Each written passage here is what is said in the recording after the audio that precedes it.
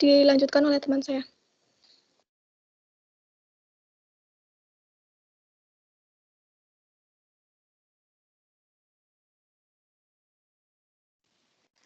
Baik, karena Hamdi terdapat masalah jaringan, saya akan melanjutkan untuk evenness index atau indeks kemerataan. Indeks keanekaragaman jenis atau H-aksen menggambarkan tingkat kestabilan suatu komunitas. Indeks kemerataan dapat dihitung menggunakan rumus E sama dengan H-aksen per L kali S, di mana E ini untuk indeks kemerataan, lalu ada H-aksen itu untuk indeks keanekaragaman jenis, lalu S ini untuk jumlah jenis yang ditemukan, dan untuk logaritma natural. Dapat dikatakan bahwa semakin tinggi nilai H-aksen, maka komunitas vegetasi hutan akan semakin tinggi juga nilai tingkat kestabilannya. Suatu komunitas yang memiliki nilai H-aksen kurang dari 1, dikatakan komunitas itu kurang stabil. Jika nilai H-aksen itu di antara 1 sampai 2, dikatakan komunitas itu stabil. Dan jika nilai H-aksen itu lebih dari 2, dikatakan komunitas itu sangat stabil. Baik, selanjutnya akan dilanjutkan oleh teman saya.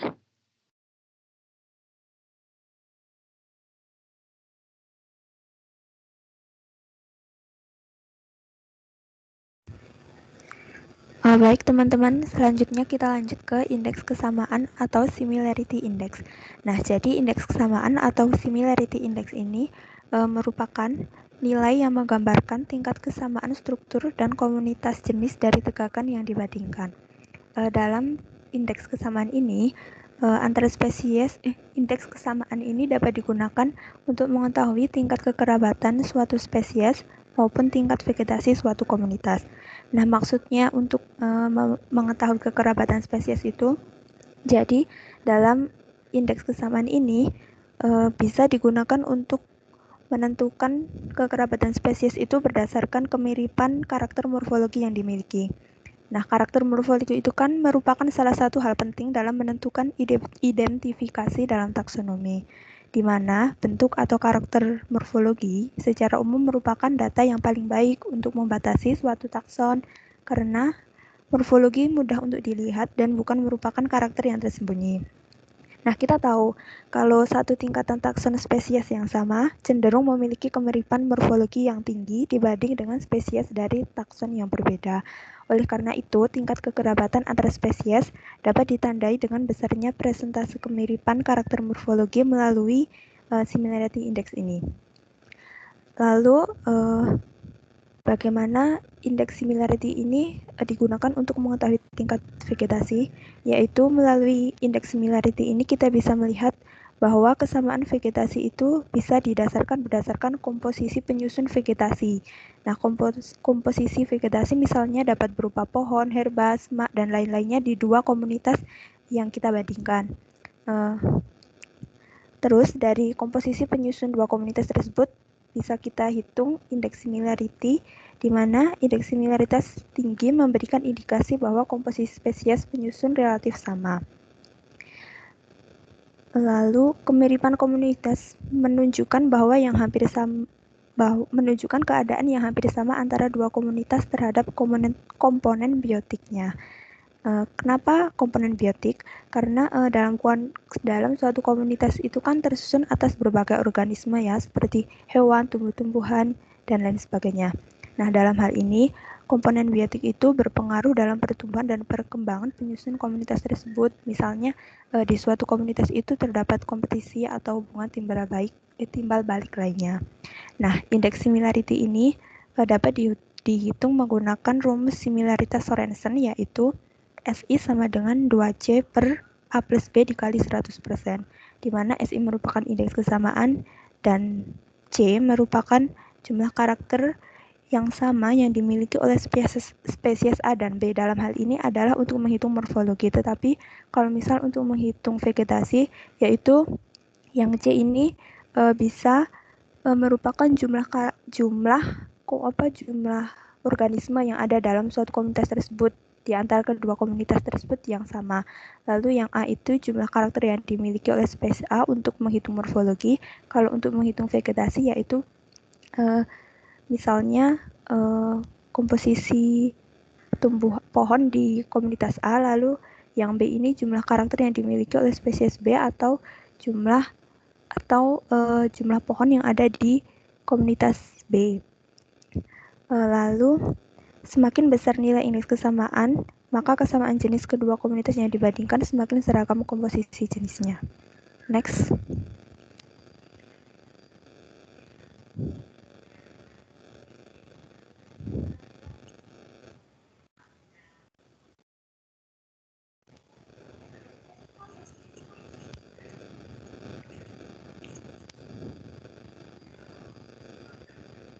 Next.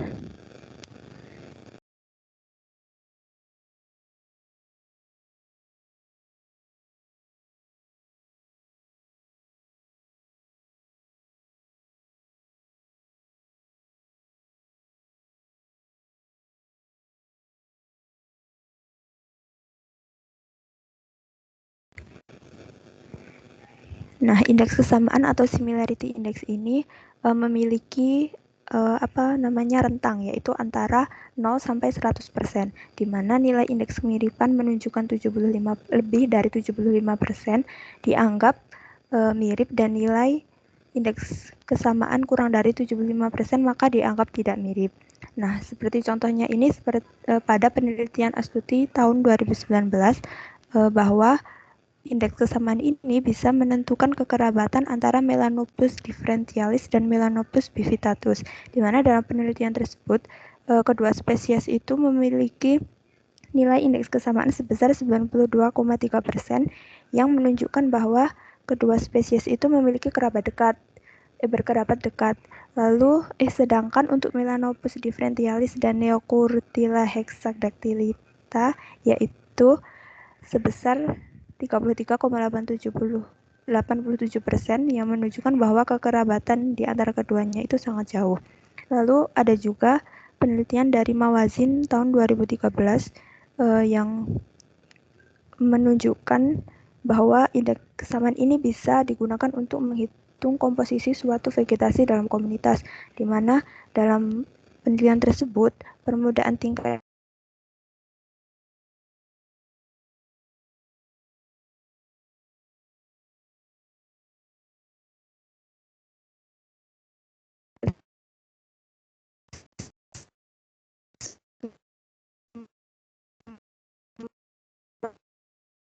pada hutan bekas tebangan dengan hutan memiliki komposisi jenis tinggi. Ini ditunjukkan dengan indeks sebesar 82,35%. Baik, selanjutnya akan dilanjutkan oleh teman saya.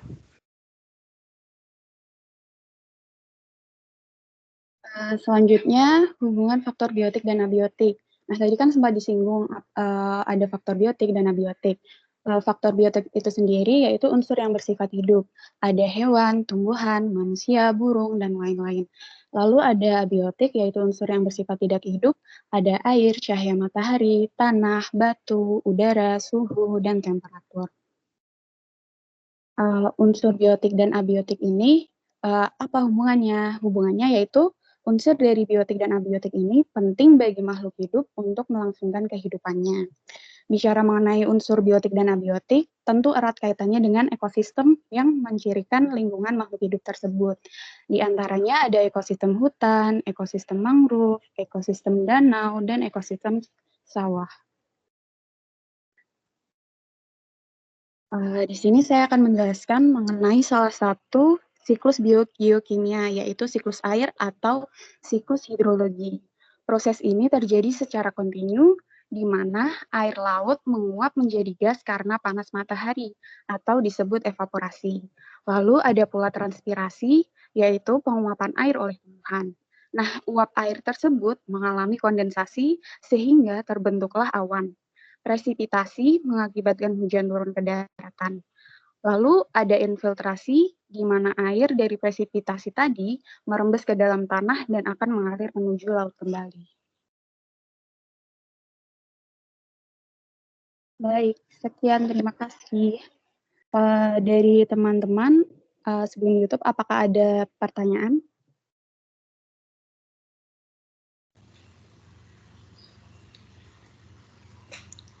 Ya, bagi para penanya bisa langsung menggunakan fitur raise hand.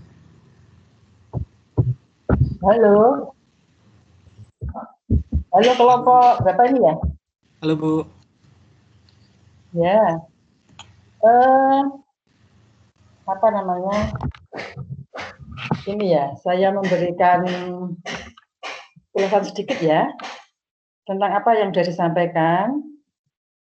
Walaupun ini tadi apa namanya? Ya cukup ada banyak gangguan di sini. Tapi ada beberapa hal yang perlu saya sampaikan dalam presentasi ini. Presentasinya, pembuatan PPT-nya cukup bagus. Cuma yang perlu diperhatikan adalah penggunaan istilah-istilah di dalam organisasi biologi kayaknya belum pas ya. Maksud saya di sini ini yang dibicarakan adalah tingkat komunitas, bukan tingkat spesies. Ya. Nah, dalam tadi kelompok berapa ini yang presentasi ini, kalau saya perhatikan, ini kadang-kadang ada yang misalnya saja menyebutkan organisme, menyebutkan jumlah pohon, menyebutkan jumlah jenis, menyebutkan seperti itu. Dan itu apa namanya? Kurang tepat, penggunaannya kurang tepat ya.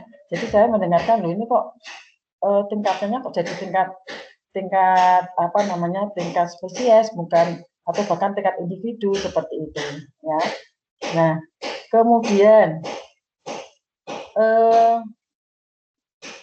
halo, masih di situ? Iya, Ibu. Halo? Masih, Ibu. Ya. Ya.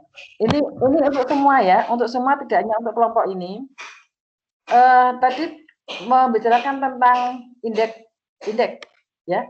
Indeks khususnya tadi saya sempat, karena Bu Utami juga sempat menghilang itu tadi MS-nya. Di indeks itu memang ada beberapa indeks, ada indeks Shannon-Banner, ada indeks apa namanya Bowlin, ada indeks macam-macam indeksnya. Itu adalah sebetulnya macam-macam indeks keanekaragaman.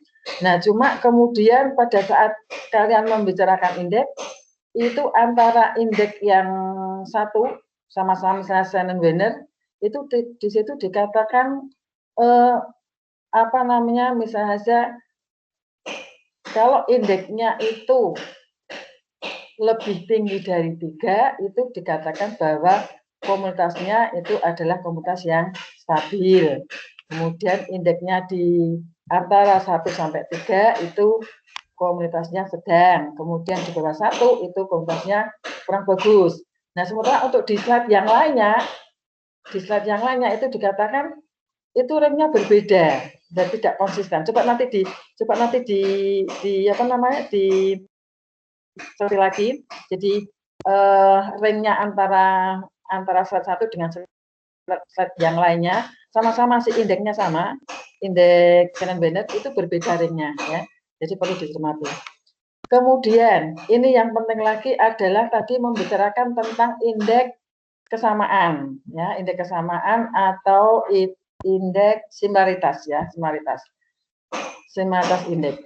Nah, di sini yang dibahas itu adalah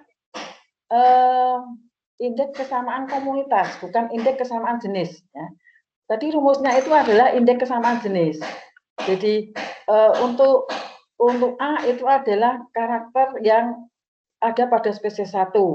Untuk B adalah karakter yang sama pada spesies B dan sebagainya seperti itu.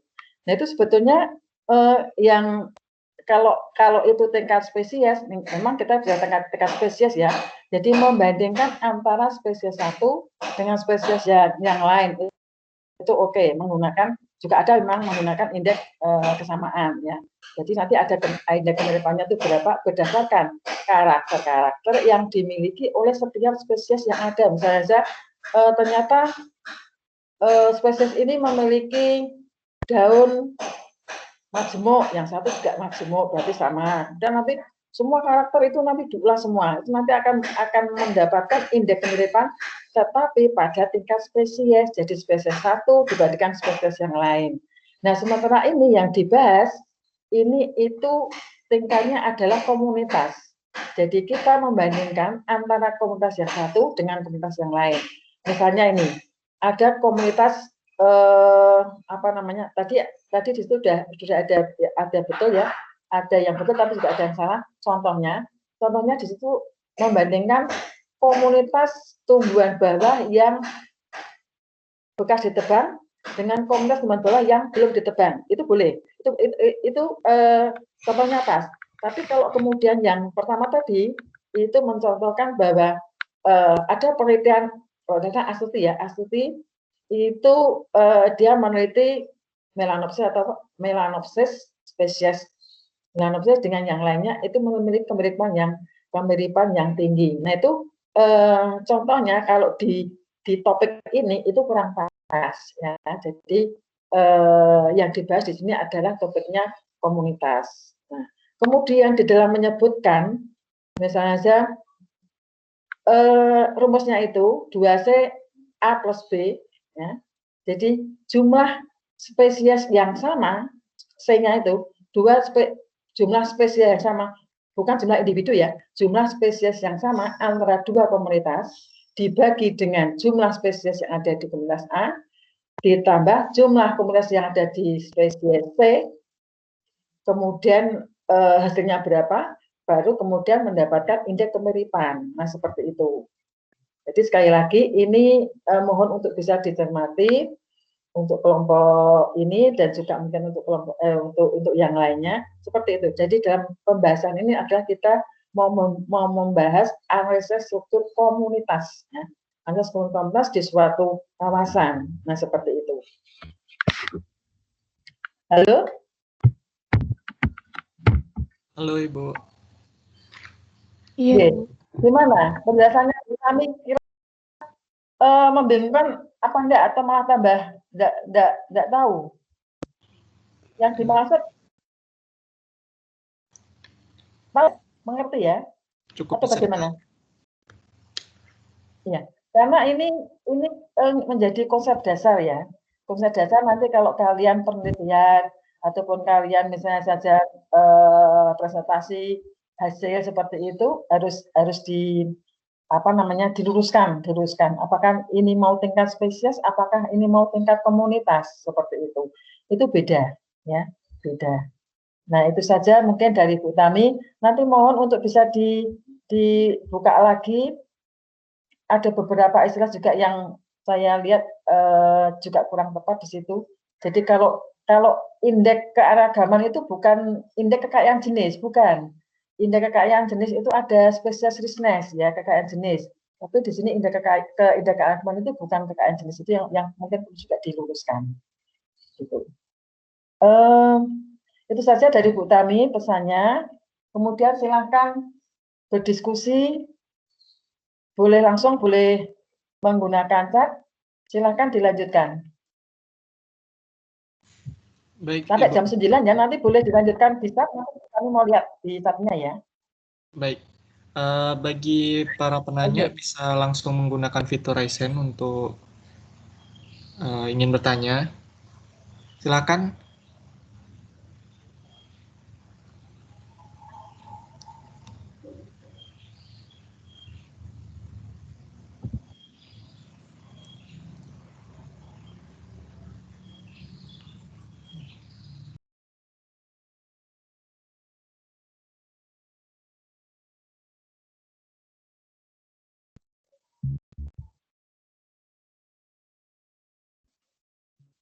Silakan yang bertanya.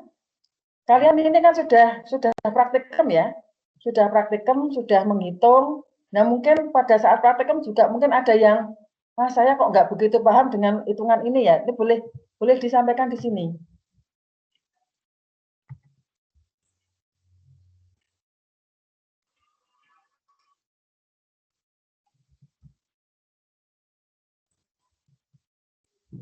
Halo, siapa yang mau bertanya? Saya izin bertanya, Bu. Ya, bertanya ke kelompok dulu ya. Iya, Bu. Ke kelompok dulu ya. Kelompoknya iya, tadi pada kelimpahan relatif itu ada rumusnya itu ada spesies ke I. Boleh minta penjelasan lagi mengenai spesies ke I itu seperti apa, dan mungkin bisa disertai dengan cara sederhananya mengenai penerapan rumus tersebut. Gitu, Bu. Terima kasih.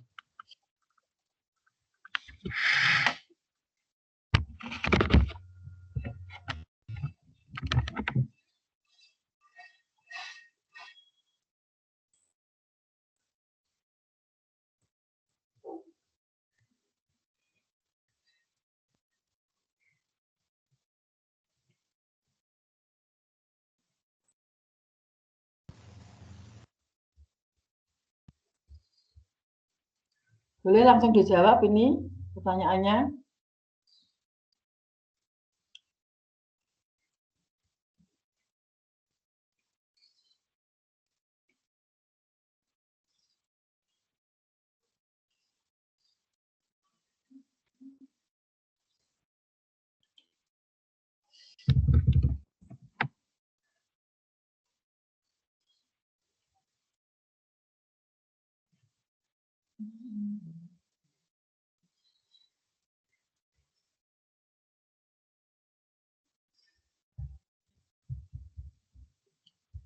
Halo.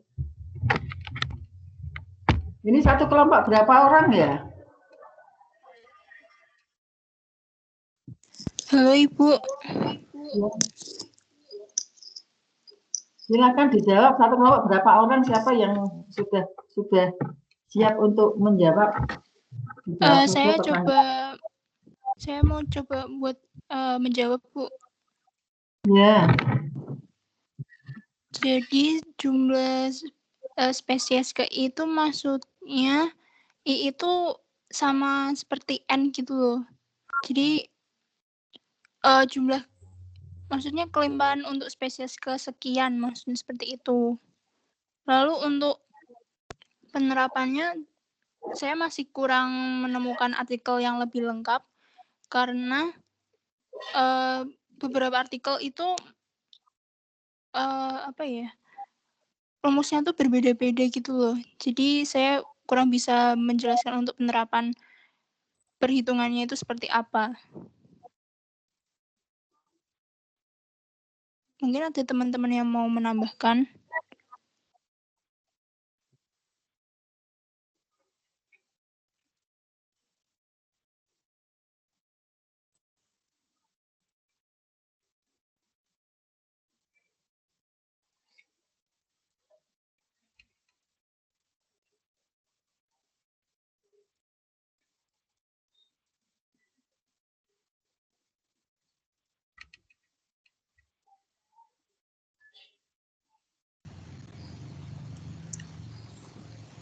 Terima kasih Nela atas jawabannya.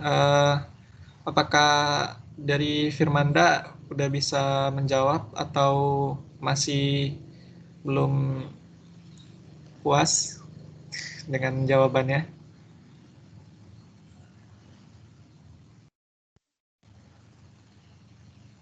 Iya, baik. Berarti spesies ke itu seperti satu jenis spesies itu kelimpahannya seberapa di dalam suatu komunitas begitu ya, atau ekosistem gitu. Iya, benar. Oh iya, baik. Terima kasih atas jawabannya. Iya, sama-sama. Begini, spesies itu sebetulnya memang kalau di komunitas itu kan misalnya aja ada ditemukan 15 spesies. Nah, spesies itu mungkin spesies kalau diurutkan, kalau mau diurutkan di tabel itu spesies 1 itu mungkin misalnya saja Mangifera indica, spesies 2 misalnya saja Nepelium, rambutan, spesies 3 dan sebagainya gitu ya. Jadi memang spesies itu spesies 1 spesies, nama spesies. Nanti sampai ke 15 gitu. Ini sebetulnya rumus ini rumus yang sangat mudah, rumus yang sangat banyak digunakan karena memang awal kita mau mencari struktur komunitas itu mesti akan ada pertanyaan kemelimpahannya yang paling banyak itu apa toh gitu. Kemelimpahan jenis yang paling banyak itu apa toh kan gitu. Jadi kalau misalnya kita mau penelitian di suatu kawasan hutan lindung seperti itu, orang akan menanyakan sebetulnya yang paling melimpah itu jenis apa. Nah ini dengan menggunakan ini rumus ini, kemelimpahan relatifnya itu seperti apa. Kalau kita hanya menghitung kemelimpahan mutlak, jadi jumlah jumlah individu dibagi satuannya, misalnya saja kalau tumbuhan ya dibagi misalnya jumlah individu, ada jumlah individu tanaman jati misalnya aja 100 per hektarnya itu berapa. Kemudian kalau ada jati, ada kemudian maoni katakanlah ternyata ada kalau jati tadi ada mungkin 10 individu pohon. Jadi dalam menyebutkan itu harus jelas ya, 10 individu pohon jati atau spesies Tectona grandis itu berapa? 10 ya, 10 kemudian dibagi dengan per hektar. Jadi kita harus menggunakan satuan yang sifatnya itu internasional, 10 per hektar seperti itu. Nah itu kan misalnya 10 per hektar itu ada berapa gitu ya, seperti itu. Nanti dikonversi itu berapa. Nah kemudian kalau misalnya kemudian ada tanaman yang lainnya, ada jati, ada maoni, itu maoni misalnya maoni ternyata ada 100 individu. Nah kemudian itu masing-masing punya kemelimpahan ya, masing-masing punya nilai kemelimpahan. Nah, kemudian kalau kita mau mengetahui sebetulnya yang paling banyak itu apa? Yang paling banyak itu berarti kan kita harus membandingkan antara satu dengan yang lainnya seperti itu. Sehingga kita muncullah yang namanya kemelimpahan relatif. Kemelimpahan relatif itu kemelimpahan satu jenis itu dibandingkan dengan semuanya, semua kemelimpahan dari spesies yang ada di komunitas tersebut. Jadi ini adalah kemelimpahan relatif itu untuk bisa memberikan informasi sebetulnya spesies mana yang paling melimpah di suatu kawasan gitu ya, seperti itu. Jadi sehingga rumusnya adalah jumlah kemelimpahan suatu spesies I dibagi jumlah kemelimpahan seluruh spesies kali 100%, relatifnya seperti itu. Jadi perbandingan kemelimpahan antara satu spesies dengan spesies lain itu adalah kemelimpahan relatif, sehingga dapat dikatakan nanti yang paling melimpah adalah spesies ini, yang tidak melimpah adalah spesies itu, seperti itu. Jadi aplikasinya ataupun contohnya itu seperti itu. Jadi kalau kita mau melakukan penelitian itu mesti yang ditanyakan itu atau yang dihitung pertama itu ada jumlah individunya yang paling melimpah itu apa gitu, seperti itu. Nah itu menggunakan kemelimpahan relatif ini, seperti itu. Begitu. Halo? Baik Ibu, makasih banyak Bu penjelasannya. Ya. Mungkin yang lainnya masih ada yang bingung. Nggak apa-apa, kita share di sini karena memang kalian kan baru pertama belajar tentang struktur komunitas ya. Ini sebetulnya nanti penting sekali, saya berharap ada beberapa yang nanti mengambil penelitian tentang komunitas ini. Jadi kalau mengambil komunitas ini, mau komunitas itu mau diambil komunitas tumbuhannya boleh, komunitas tumbuhan pun juga nanti bermacam-macam. Ada yang mungkin saya kepengen yang pohonnya, silahkan. Struktur komunitas pohon di kawasan hutan lindung gimana, seperti itu. Kemudian saya kepengen tanaman bawahnya, kok tanaman bawahnya boleh seperti itu. Atau mungkin kelompok yang lainnya, kelompok hewan, kelompok burung, kelompok serangga itu silakan. Jadi di sini rumusnya digunakan untuk takson apapun ya. Jadi kelompok organisme apapun boleh menggunakan seperti ini. Jadi penelitian lapangan ini sangat menarik sekali. Jadi saya berharap juga dengan beberapa rumus ini nanti akan membantu kalian untuk bisa kemudian tertarik meneliti struktur komunitas di suatu kawasan tertentu. Begitu ya? Baik, Ibu. Ya. Silakan dilanjutkan. Oke, mungkin ada lagi yang ingin bertanya. Bisa langsung open mic aja, langsung biar lebih cepat. Saya Ahmad Andika Ramadan, izin bertanya. Monggo, Andika. Bisa mohon dijelaskan lagi enggak yang bagian indeks Brillouin itu? Soalnya masih agak kurang paham.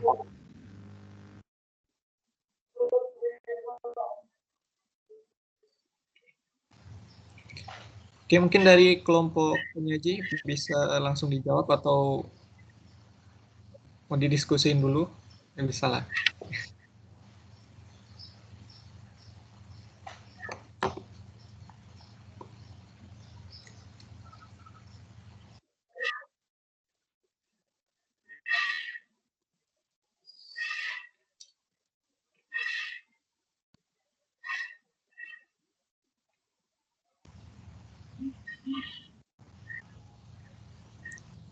Kepada kelompok 9. Sambil diskusi, saya sampaikan sedikit pengumuman ya. Baik, Bu. Ya. Saya berharap nanti kalau sudah selesai presentasi, kemudian tanya jawabnya juga biasanya saya suruh nulis ya di situ di slide terakhir itu ditulis pertanyaannya, kemudian yang bertanya siapa, kemudian jawabannya apa, itu nanti ditulis di situ. Nah, setelah itu ditulis dan dilengkapi dan itu mungkin kalau ada saran ya juga diperbaiki, direvisi. Nanti saya berharap saya berharap nanti dikirim pulang ke Bu Tami semuanya ya, jadi dari kelompok 1 sampai kelompok semuanya. Nanti dikirim ke emailnya Bu Tami. Begitu ya? Kalau sudah direvisi ya. Baik, Bu. Baik, Ibu. Oh, nggih, Pak nih kalau bentuk Pak, boleh kamu. Kisah, keluar aja tapi.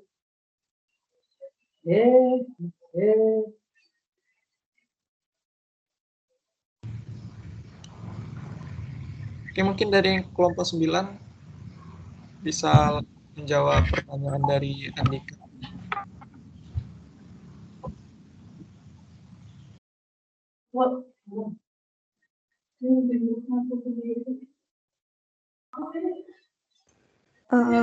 Oke, untuk Andika mungkin saya bisa bantu jawab.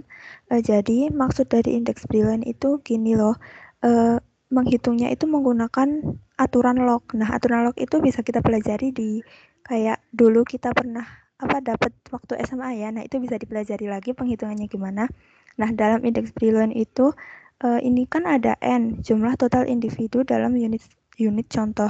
Jadi sebelumnya itu kita kayak bikin sampel gitu loh, kayak bikin plot dulu. Nah, di situ itu kan jumlah total individunya ada berapa. Nah, lalu nanti 1/per itu jumlah total individu dalam unit sampel dikali log dari jumlah individu total itu dibagi dengan jumlah individu untuk jenis ke-1, kedua, ketiga. Itu maksudnya gini loh, kan dalam suatu plot kayak kemarin kita bikin itu otomatis nggak cuma satu jenis aja kan ya, nggak cuma satu jenis individu, jadi ada banyak jenis gitu loh. Nah, masing-masing jenis itu kan tentu jumlahnya beda-beda kan. Nah, dari setiap jenis itu di total nanti dapatnya berapa. Misal jenis A ada 5, lalu yang jenis B itu ada 10. Nah, itu nanti dikali dengan aturannya itu pakai aturan faktorial seperti itu. Mungkin teman-teman ada yang ingin menambahkan. Bagaimana Andika, apakah sudah jelas?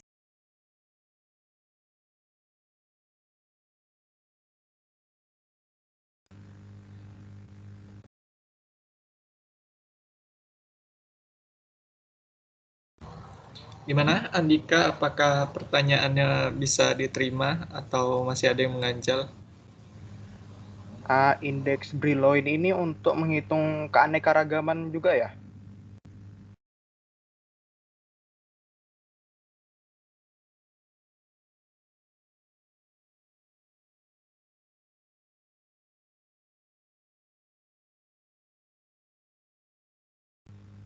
Halo? Kepada kelompok 9? Gimana? 9.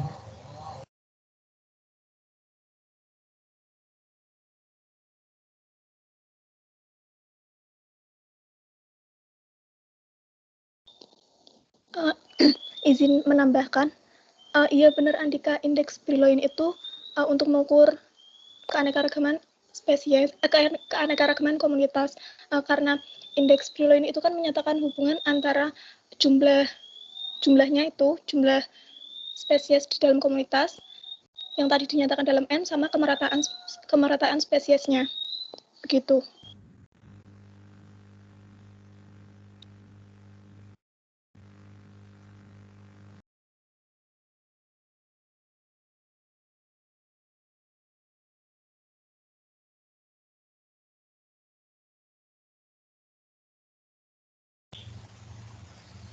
Gimana Andika? Apakah udah terjawab? Ya, mau bertanya lagi boleh ya? Boleh. Silakan. Nah, kan berarti kan ini kan menghitung keanekaragaman ya, berarti sama dengan rumus Shannon-Wiener. Nah, apakah ada kriteria atau kondisi-kondisi tertentu menggunakan rumus Shannon-Wiener atau indeks Brillouin gitu?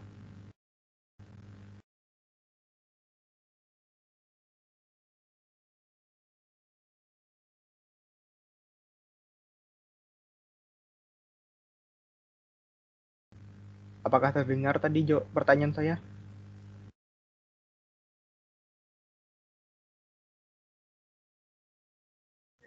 Iya, Andika terdengar. Sebentar ya, kami berdiskusi dulu.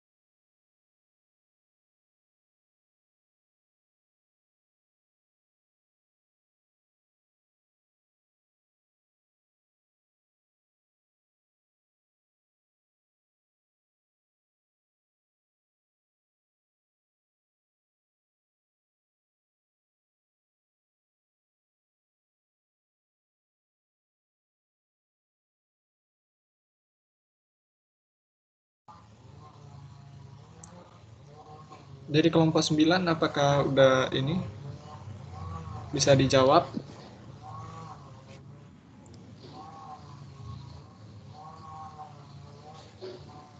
Izin menjawab ya.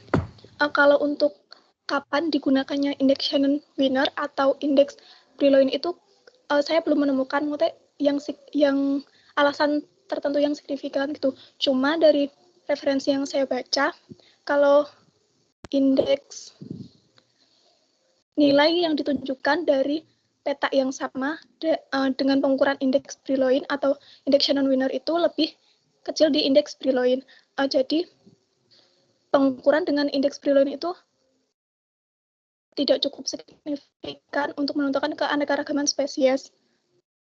Kenapa? Karena indeks Brillouin itu kan tadi mengukurnya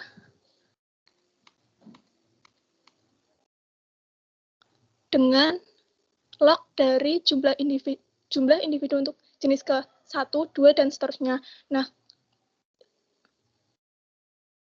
dalam suatu komunitas kan pasti kadang tuh ada mengalami kematian atau penambahan spesies. Jadi kayak mudah mengalami penurunan jumlah individu dalam suatu komunitas gitu. Jadi tidak begitu sensitif untuk menentukan keanekaragaman spesies.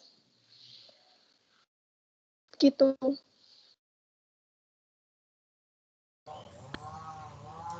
Gimana Andika? Apakah udah menjawab pertanyaannya?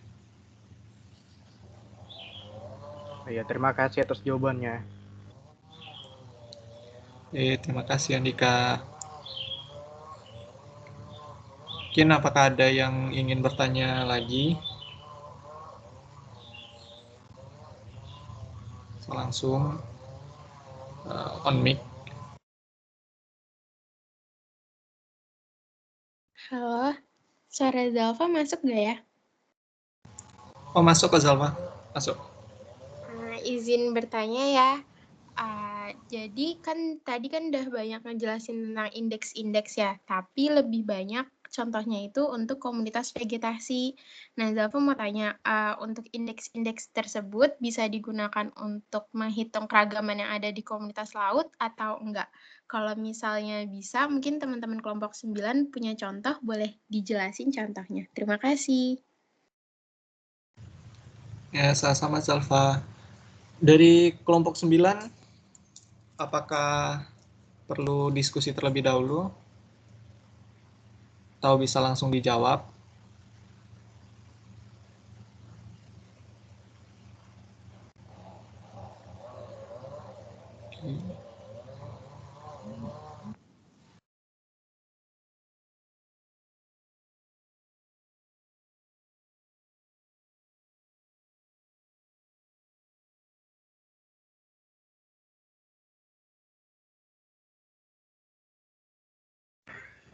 Izin menjawab untuk pertanyaannya Zalfa.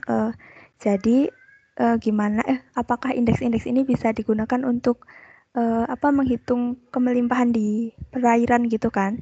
Nah, jadi beberapa indeks ini bisa digunakan untuk menghitung kekayaan jenis atau kemerataan di suatu perairan gitu.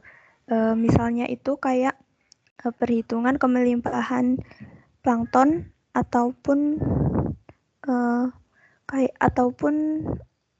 spesies-spesies lain di dalam perairan laut gitu, kayak misalnya komunitas ikan A, ikan B, seperti itu.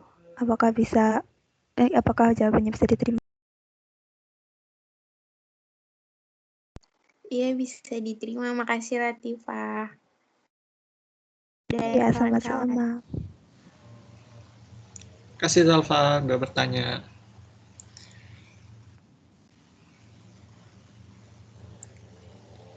Oke, karena pertanyaannya udah 3, udah melebihi dari kapasitas. Apakah ada yang ingin bertanya lagi atau sudah selesai? Atau kita bisa cukupkan?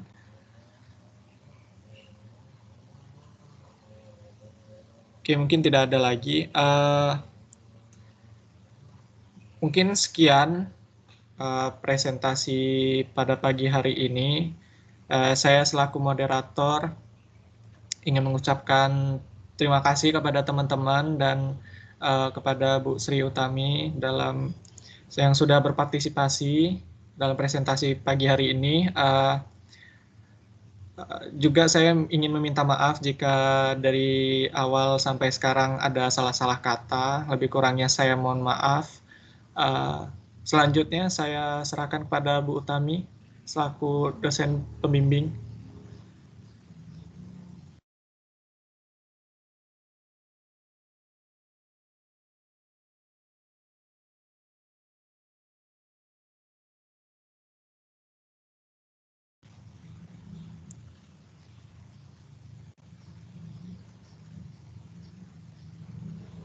Permisi Bu Sri Utami.